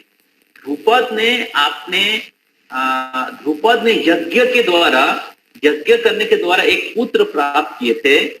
और उस पुत्र ऐसे यज्ञ किया था, उस यज्ञ में ऐसा पुत्र प्राप्त होगा जो पुत्र द्रोणाचार्य का मृत्यु का कारण होगा, इसलिए यज्ञ किया था। और उस यज्ञ में पुत्र प्राप्त हुआ जो पुत्र द्रोणाचार्य का मृत्यु का कारण बनेगा। ऐसे करके यज्ञ किया था और उनको पुत्र प्राप्त हुआ है। और वो पुत्र को उन्होंने भेजा था द्रोणाचार्य के पास ही, उनको भेजा था द्रोणाचार्य के पास ही शिक्षा प्राप्त करने के लिए। और द्रोणाचार्य इतने महान हैं कि उनको पता है कि पुत्र मेरा मृत्यु का कारण है, ये ध्रुपद का पुत्र है, मेरा मृत्यु का कारण होगा, फिर भी उनको शिक्षा दिया। तो this is the quality of a Brahmana actually भेदभाव नहीं करते। ब्राह्मण की एक गुण है दया। ब्राह्मण जैसे एक बहुत फेमस स्टोरी है कि एक ब्राह्मण तर्पण कर रहे थे और उनके हाथ में बिच्छू काट रहा था। और जब बिच्छू काट रहा था तो वो बिच्छू हाथ से गिर जा रहा था पानी में। और जितने बार गिर जाता तो ब्राह्मण उसको उठा रहा था क्योंकि वो पानी में मर जाएगा। तो एक आदमी बोला कि अरे आपका हाथ में काट रहे फिर भी आप बिच्छू को क्यों उठा रहे हैं? बोले बिच्छू का क्वालिटी है डांसना, बिच्छू का नेचर है काटना। तो और साधु का क्वालिटी है दया। तो अगर बिच्छू ने अपना नेचर को नहीं छोड़ा है तो मैं साधु या ब्राह्मण होने के बाद मैं कैसे अपना नेचर को छोड़ सकता हूं? तो हालांकि द्रोणाचार्य ध्रुपद के खिलाफ अपना बदला लिए थे, लेकिन फिर भी उनके अंदर ब्राह्मणों के सारे गुण थे। और इसीलिए उनको पता है कि ध्रुपद के जो पुत्र है ये उनकी मृत्यु का कारण बनेगा। लेकिन फिर भी क्षत्रिय भी मृत्यु से भयभीत नहीं होते और ब्राह्मण सत्य के प्रति समदर्शी होते हैं, किसी को भेदभाव नहीं करते। और इसलिए उन्होंने ध्रुपद के पुत्र को शिक्षा दिया। इसका मतलब है कि ध्रुपद के पुत्र को उन्होंने शिक्षा दिया है, एकदम कोई भी शिक्षा छुपाया नहीं। उसको छुपा सकते कि उनको पता है कि ये शिक्षा से वो मार देगा मेरे को, तो वो छुपा सकते थे। लेकिन जो गुरु होते हैं या ब्राह्मण होते हैं वो सब कुछ शिष्य को देते हैं, हाँ, सब कुछ शिष्य को देते हैं, पॉलिटिकल नहीं होते हैं, जजमेंटल नहीं होते हैं, ईर्ष्यालु नहीं होते हैं। तो ये द्रोणाचार्य का एक्चुअली ग्रेट क्वालिटी है। द्रोणाचार्य का एक्चुअली ग्रेट क्वालिटी है कि उन्होंने ध्रुपद के पुत्र को शिक्षा दिया और उसी ध्रुपद के पुत्र ने अभी सैन्य संख्या रचाया है। लेकिन दुर्योधन क्या बोल रहे हैं? दुर्योधन उस अच्छे गुण को गलत तरीके से प्रेजेंट कर रहे हैं। दुर्योधन भी द्रोणाचार्य के शिष्य हैं, लेकिन दुर्योधन द्रोणाचार्य को क्या कह रहे हैं कि गुरुजी आपने गलती किया है, गुरुजी आपने गलती किया है। पश्यतन पांडु पुत्राणाम आचार्य महिताम चामू, हे आचार्य देव आप देखिए पांडु के पुत्र ने सैन्य संख्या रचाया है, कितना अच्छा सैन्य संख्या रचाया, और उसका लीड किया है ध्रुपद के पुत्र जो आपकी शिष्य है, और आपने इसको शिक्षा दिया है और आपने और वही सैन्य संख्या रचा है, ये आपने सही नहीं किया। मतलब गुरु के ऊपर क्या कर रहा है?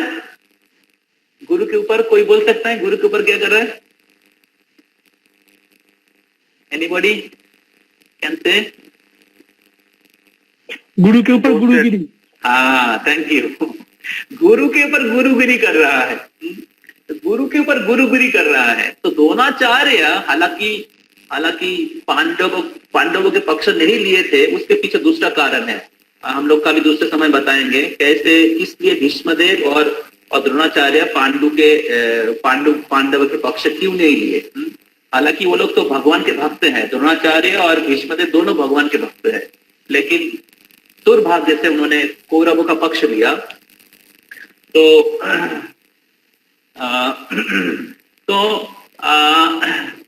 तो दोनों, तो शास्त्र में कहा गया कि गुरु को कभी आदेश नहीं देना चाहिए। गुरु कोई मूर्ख व्यक्ति नहीं है कि शिष्य के बातों पे चलना पड़ेगा, लेकिन दुर्योधन जैसे ऐसे कपटी जो शिष्य है और ऐसे पॉलिटिकल जो शिष्य है, वो गुरु को सम्मान करना नहीं जानता है, और इसलिए युद्ध के पहले ही वो हार गया, क्योंकि गुरु का आशीर्वाद नहीं मिला। गुरु के बिना आशीर्वाद से कैसे वो युद्ध में विजयी हो सकता है? और इसलिए पहले ही गुरु को टोंट किया, ये बोलने के द्वारा उन्होंने टोंट किया कि देखिए आपने ऐसे शिष्य शिक्षा दिया जो आपका मृत्यु का कारण है, उनको ही आपने शिक्षा दिया, और अभी देखिए वो सैन्य संख्या रचाया है। तो ये तीसरे वर्ष का मीनिंग है, ठीक है। एक क्वेश्चन में आएगा एग्जाम में, ठीक है, इसलिए अच्छे से याद रखिएगा। उसके बाद point of various fighters on the side of Pandavas. तो और उसके बाद दुर्योधन 4 नंबर श्लोक से लेके 7 नंबर श्लोक तक 7 नंबर श्लोक तक बताते किस प्रकार पांडु के पक्ष में अलग अलग व्यक्ति युद्ध कर रहे हैं। तो आगे चलते हैं, आगे चलो आगे। अत्र सूरा महेशस्य Bhimarjun समयुधि युयुधन विराटस्य द्रुपदस्य महारथा। Here in the army are many heroic bowmen equal in fighting to Bhima and Arjuna, the great fighters like Duryodhan, Virata and Drupada. There was also the heroic, powerful fighter like Drishtaketu, Chekitan, Kashiraj, Puruhita, Kunti Bhoj and Saiva. आगे चलिए।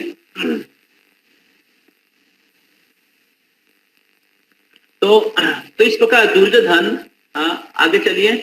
दुर्योधन पांडवों के पक्ष में जो युद्ध कर रहे हैं उसके बारे में बता रहे हैं। तो स्लाइड में है कुछ विशेष व्यक्तित्व के बारे में। धृष्टकेतु शिशुपाल के पुत्र था। शिशुपाल भगवान के प्रति शत्रु भाव था, लेकिन पांडवों के फेवर में था, इसलिए अपने पुत्र को भेजा था। Chekitana was Yadava in the dynasty of Vrishni, and he was very frivolous Maharathi, and was one of the commander in chief in the Pandava army. Shaiba जो है, शैबा युधिष्ठिर महाराज के ससुर थे। युधिष्ठिर महाराज के साथ विवाह हुआ था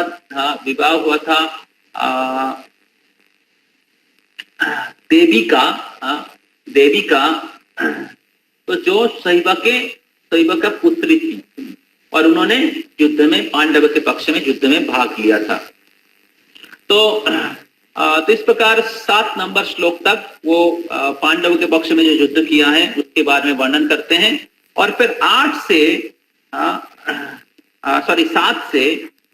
से लेके आगे चलिए, 7 से लेके 11 नंबर श्लोक तक, 7 से लेके 11 नंबर श्लोक तक दुर्योधन बताते हैं कि उनके पक्ष में कौन कौन है। बट फॉर योर इंफॉर्मेशन, वो best of the Brahmanas, let me tell you about the captain who are specially qualified to lead my military force.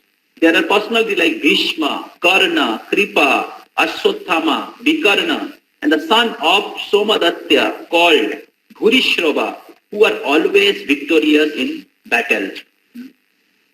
तो इस प्रकार दुर्योधन अपने आर्मियों के बारे में बताते हैं, कि किस प्रकार उनकी आर्मी में कौन कौन है जो उनके लिए जीवन देने के लिए तैयार है, और इस प्रकार दुर्योधन बोलना चाह रहे हैं कि हमारे जो शक्ति है, आगे चलिए, हमारी जो शक्ति है ये इमेजरेबल है, हमारी जो शक्ति है इसकी गणना करना संभव नहीं है। तो हमारे पक्ष में हमारा जो आर्मी है, ये हमारे जो ग्रैंडफादर है भीष्म के द्वारा सुरक्षित है। Whereas the strength of the Pandavas, carefully protected by Bhima, is limited. This is verse number 8. Bhavan Bhishmascha Karnascha Kripascha Tinitam Jaya Ashwathama Vikarnascha Saudhanascha Tathaivacha। तो सॉरी, ये 10 नंबर श्लोक में है, 10 नंबर श्लोक में। तो दुर्योधन कह रहे हैं कि जो हमारे जो सैन्य है, आगे चलिए, बोल रहा हूं, आगे चलिए। तो 10 नंबर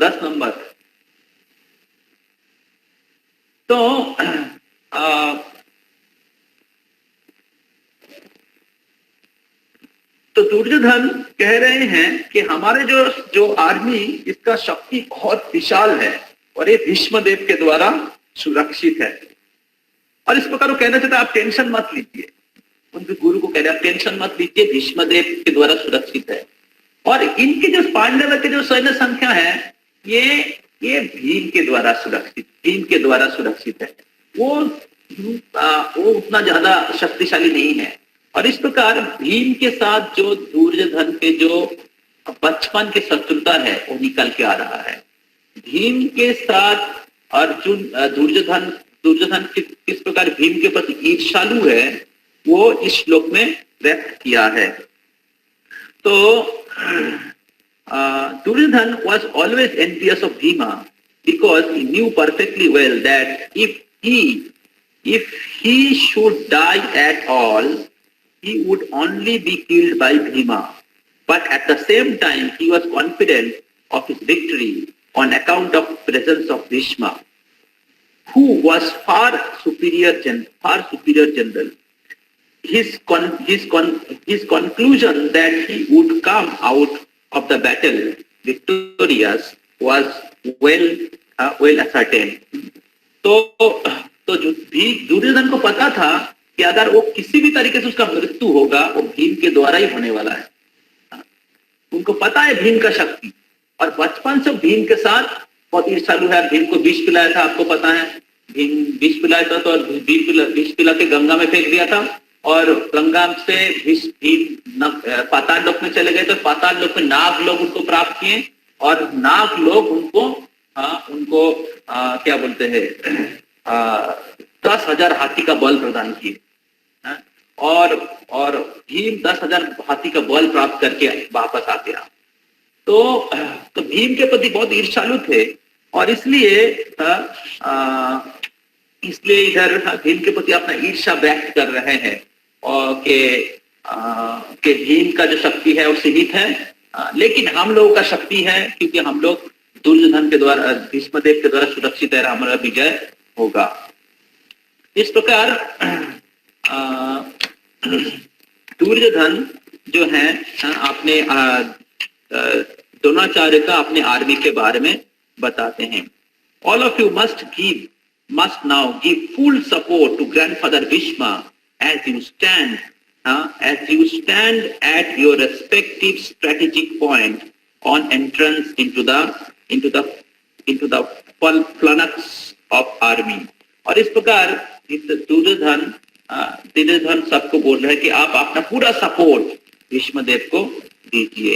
इस प्रकार पहला सेक्शन होता है श्लोक नंबर 11 से लेके श्लोक नंबर 1 से श्लोक number 11। So now it is 12:50। So can you discuss 10 minutes more? हालांकि हमने फर्स्ट चैप्टर तो खत्म नहीं कर पाए। 10 minutes more? Yes, Prabhu. Is it okay for everybody? Yes, Prabhuji. Yes, Prabhuji. Others, but I want everybody be there in the class. Yes, we will be there. So you follow the book, हाँ? आप लोग को अच्छा लग रहा है? It's very interesting. Yes, Prabhuji.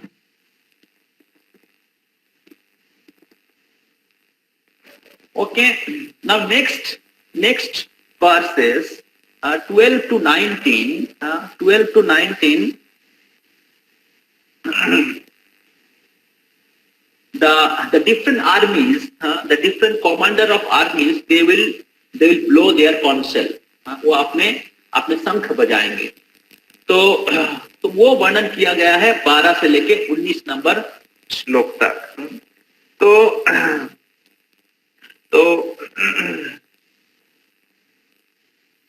तो जब दुर्योधन ने इस प्रकार कहा, जब दुर्योधन ने इस प्रकार द्रोणाचार्य को इतना बक कर रहा था, तो तब क्या किया? भीष्मदेव ने शंख बजाया। भीष्मदेव ने शंख बजाया। आगे चलिए। तो भीष्मदेव शंख बजाया। उसके पीछे दो कारण हैं। एक कारण भीष्मदेव बोला चुप, छोटा होके बड़ा बक बोल रहा है, चुप करो। तो ये एक मीनिंग है इसका। दूसरा मीनिंग है कि छोटा बच्चा, ठीक है, युधिष्ठिर क्या बोलते हैं, भीष्मदेव तो पितामह है और ये दुर्योधन क्या बोलते नालायक है, बक कर रहा है। तो उसको थोड़ा सा उत्साह देने के लिए उन्होंने शंख बजाया। तत्स संजयनन हर्षम। तो लास्ट नंबर 14 है ये।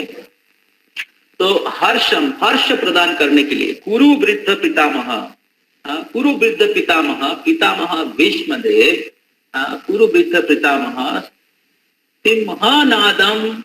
सिंहनादम बिना दोषे शंखम दधुमो प्रतापवान।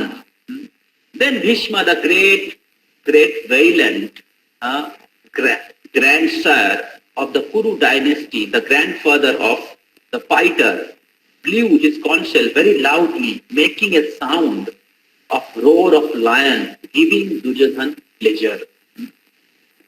तो इस प्रकार भीष्मदेव ने शंख बजाया। और उसके बाद जब भीष्मदेव ने शंख बजाया तो सब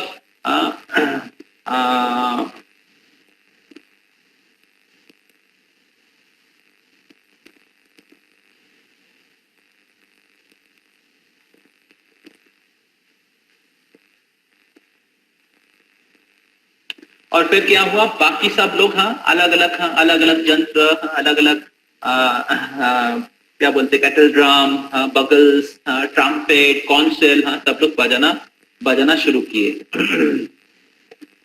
और दूसरे तरफ ततो सेतेर हयेर युक्ता महती संधाने स्थितौ Madhava पांडवश्चैव शंखो प्रधाम मथौ। So in other hand, Krishna and Arjuna, they blow their divine counsel, Divya शंख ध्वनि। तो इधर दिव्य शंख ध्वनि क्यों कहा गया है और इधर माधव क्यों बोला गया है? तो माधवा पांडवाश्चैव, तो माधव, कृष्ण को माधव के रूप में बोला गया है। और दिव्य शंखो, तो दिव्य शंख क्यों कहा गया है? तो आगे चलिए,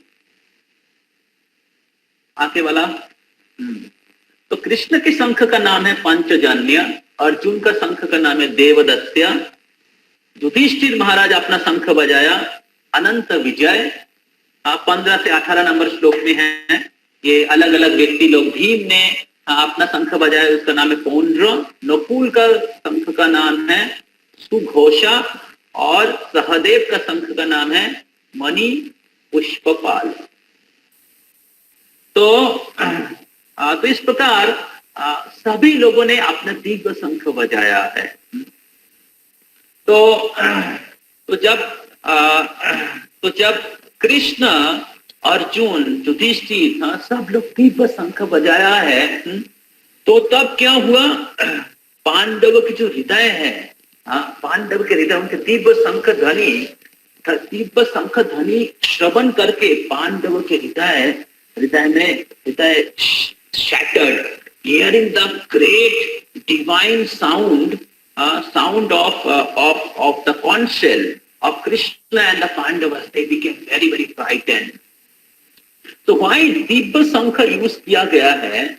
Because this transcendental counsel जो शंख है, ये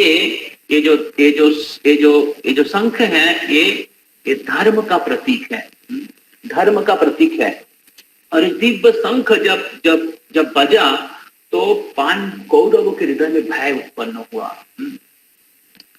और तो इसका मीनिंग है कि जब कोई व्यक्ति अधर्म के पक्ष में रहता है, पाप कार्य करता है, तो उनको हमेशा भयभीत रहता है, हमेशा भयभीत होता है। और जब भी अलग अलग समय में भगवान के द्वारा, प्रकृति के द्वारा अलग अलग परिस्थिति तैयार होता है, तो भयभीत हो जाता है। तो इधर जब भगवान श्री कृष्ण दिव्य शंख बजाए हैं, आगे चलिए, आगे वाले वर्ष, ये वाला वर्ष थोड़ा आप लोग रिपीट करिए। पंचजन्यम ऋषिकेशो, पंचजन्यम ऋषिकेशो, देवदत्ता धनंजय, देवदत्ता धनंजय, पौंड्रम दधामो महाशंखम, महाशंकम, भीमकर्मा वृकोदरा,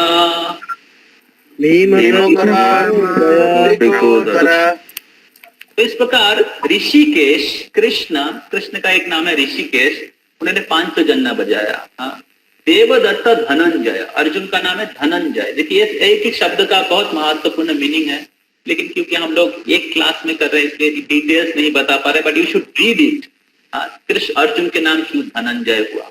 पौंड्रम दधाम महाशंखो भीम कर्म विकोदर, और भीम ने आपने जो शंख है पौंड्रम, उसको बजाया है।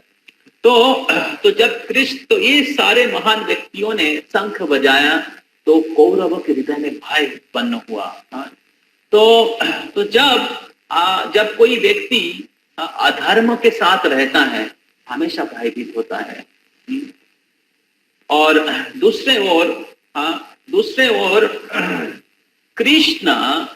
कृष्णा पांडवों के पक्ष में थे और इधर कृष्ण को माधव के रूप में बताया गया है, एड्रेस किया गया है।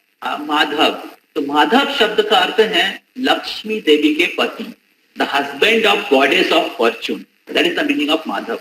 तो गॉडेस ऑफ फॉर्चून मीन्स सौभाग्य के अधिष्ठात्री देवी, सौभाग्य के अधिष्ठात्री देवी। तो इधर माधव शब्द का अर्थ क्यों माधव, कृष्ण को दूसरे नाम में भी तो एड्रेस किया जा सकता था, क्यों माधव के रूप में एड्रेस किया? जैसे हम लोग राधा माधव मायापुर, जय राधा माधव कुंज बिहारी, तो माधव के रूप में एड्रेस क्यों किया गया है?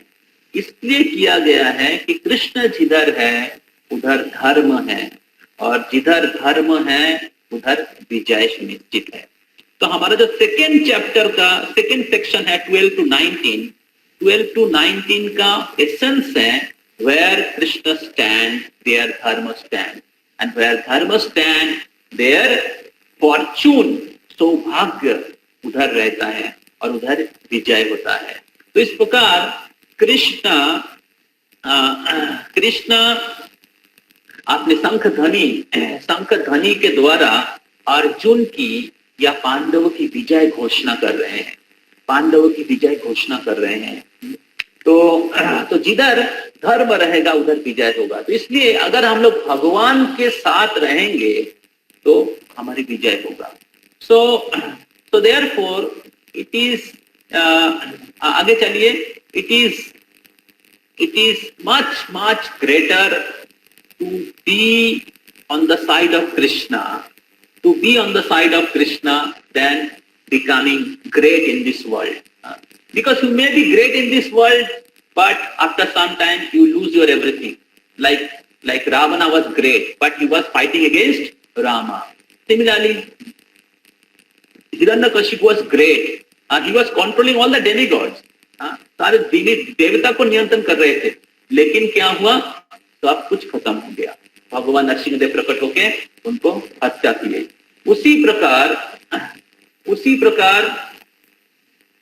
उसी प्रकार हम लोग भी हमारे जीवन में बहुत बड़ा बनने की प्रयास कर सकते हैं भगवान पे भक्ति को छोड़ के। इस दुनिया में बहुत प्रकार की प्रगति हो रहा है, टेक्नोलॉजी, साइंस, कम्युनिकेशन, इकोनॉमी, लेकिन there is no Krishna consciousness, there is no spiritual practice. And because of that, people are involved in so many sinful activities, developing so much bad habits. Lust, prostitution, drug addiction, gambling, killing each other, cheating each other.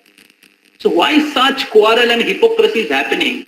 Because we have removed God from our life. We have removed Krishna from our chariot. हम लोग अपना गाड़ी खुद चला रहे हैं, उसकी जरूरत नहीं है। हम खुद ही सक्सेसफुल बन जाएंगे, खुद ही एंजॉय करेंगे।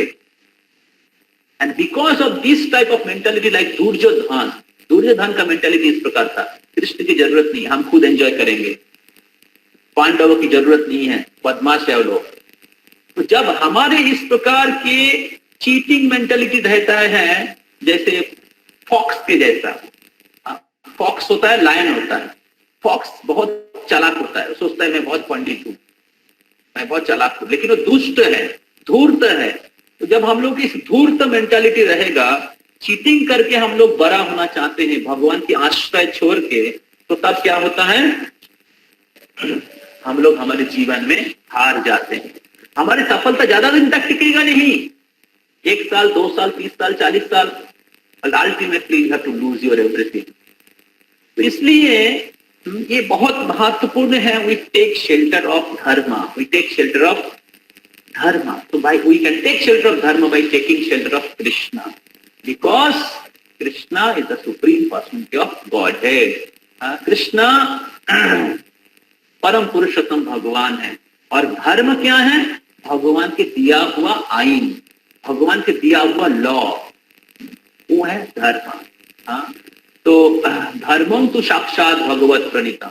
तो जब हम लोग भगवान के दिया हुआ आदेशों का पालन करते हैं, भगवान हमारे पक्ष में रहते हैं, या धर्म के पक्ष में हम जब रहते हैं तो भगवान हमारे पक्ष में रहते हैं और हमारे विजय होता है। जैसे जीवन में विजयी होना चाहते हैं, एक कुरुक्षेत्र के युद्ध कोई साधारण कि केवल साइट सीन नहीं है, केवल सेटिंग द सीन जो है केवल एक बाह्यिक रूप से नहीं है, आभ्यंतरीण रूप से है, हमारे लाइफ के साथ रिलेटेड है।